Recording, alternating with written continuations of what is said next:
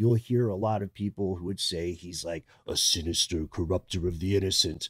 Or, other people say, he's kind of like an avuncular guy. He likes to hand out free drugs. If you catch him on a good day, maybe he'll give you some acid. History is riddled with unexplained events. You can turn back now or learn the stuff they don't want you to know.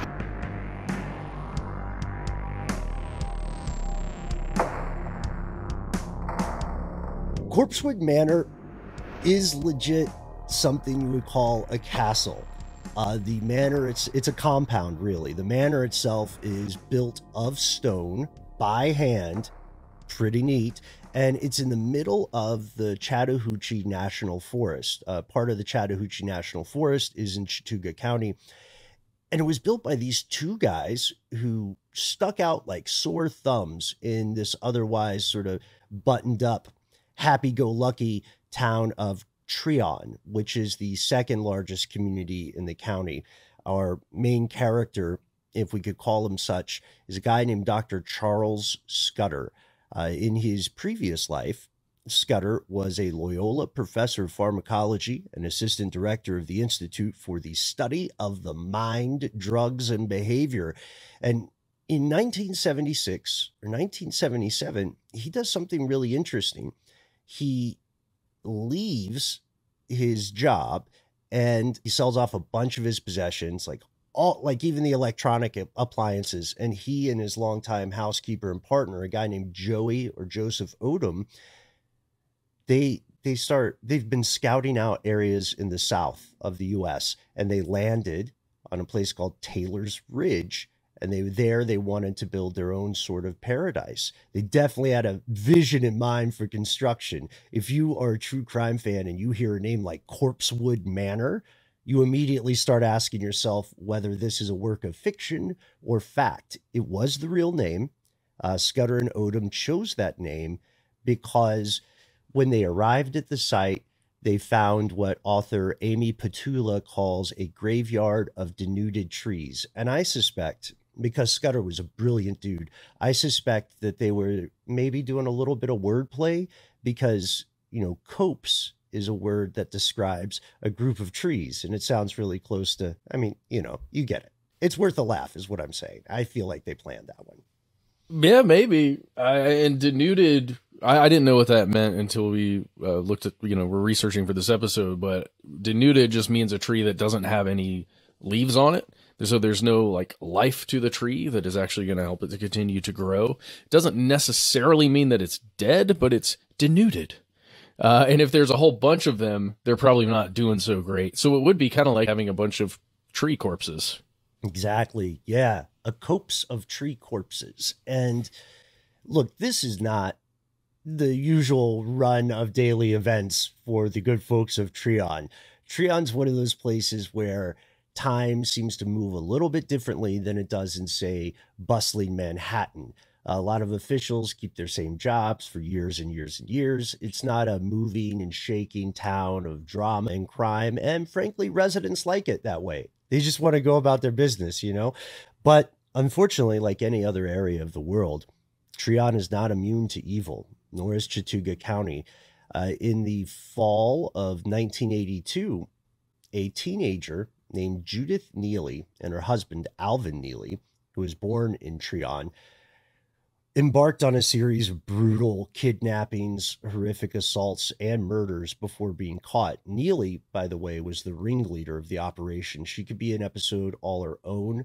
One of her last crimes was once they had been caught and incarcerated, one of her last crimes was tricking another female inmate into a suicide pact to have that person kill themselves. Jesus. Yeah, motive unknown. But this is also part of the state that's home to something we talked about a number of years ago, the tri-state crematorium scandal, where this one guy had on his own, just because he didn't want to cremate bodies, he was saying that he cremated them, and he ended up building a mass grave. that was only later discovered in the 2000s. Anyway, this is what we're saying is appearances are not always the true substance of a place, a person, a book, etc. This is the context in which the Corpsewood crimes occurred. And there's a lot to dive into here. So we're keeping the facts brief. Let's get to it.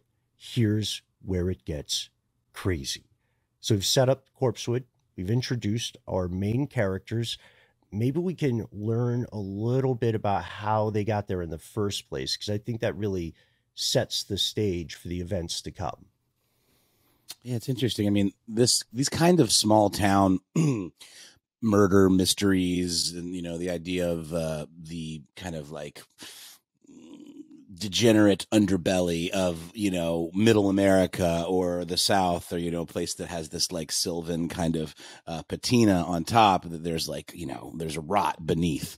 You know, it's obviously a really good motivation for some fiction, like things like Twin Peaks, where, you know, it's all about like what's happening in the deep dark woods, you know, behind the scenes of like the idyllic kind of country living kind of situation. So that's what this makes me think of. But we have our main characters, Dr. Scott, well, characters, yeah, I'm already reverting back to the fiction idea because this stuff is stranger than fiction. We have Dr. Scudder and Joseph Odom, who had lived together for tens of years, like I believe at least 20 years, if not more, before they decided to move to a remote mountain area of Taylor's Ridge in Trion. They started looking at multiple places in states around the South where they could get land for a really good deal. They got the land for $10,500. It's insane when you think about how much land and real estate costs these days. On his 50th birthday, Scudder quit his job and they began to prepare for the move. And Scudder, he packed for the occasion. He brought some, which you could, I guess, colloquially refer to as party favors with him. 3 glass vials containing an estimated 12,000 doses of the highest, purest LSD imaginable, like, you know, research grade material, government grade LSD. And just for funsies, 2 human skulls. Yeah, he liked sigils and symbols for sure. He had also gotten really into the Church of Satan, the old COS, not to be confused with the Church of Scientology.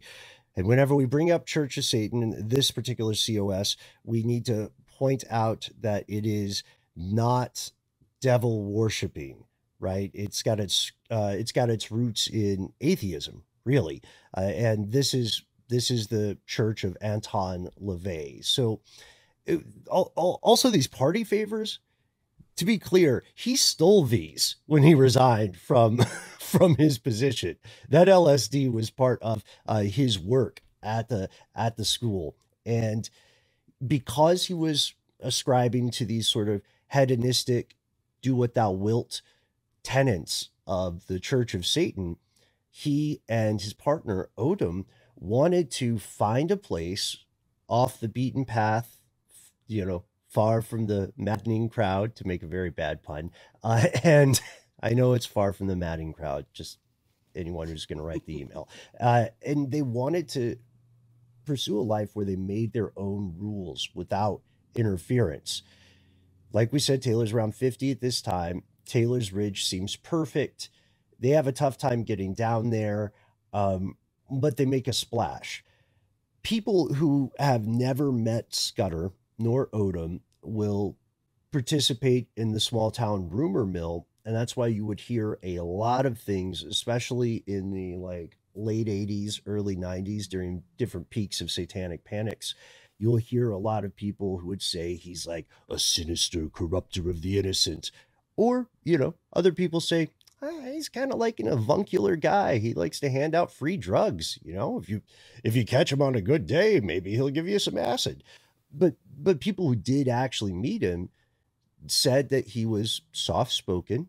He was charming and well-mannered. He was very much not a threatening person. He was like a stereotypical professor. He definitely didn't look like the trope of the devil worshiper that people described during the satanic panic. He didn't have like a black cloak and fake fangs and all these pentagrams all over him, just saying, "No, forgive me.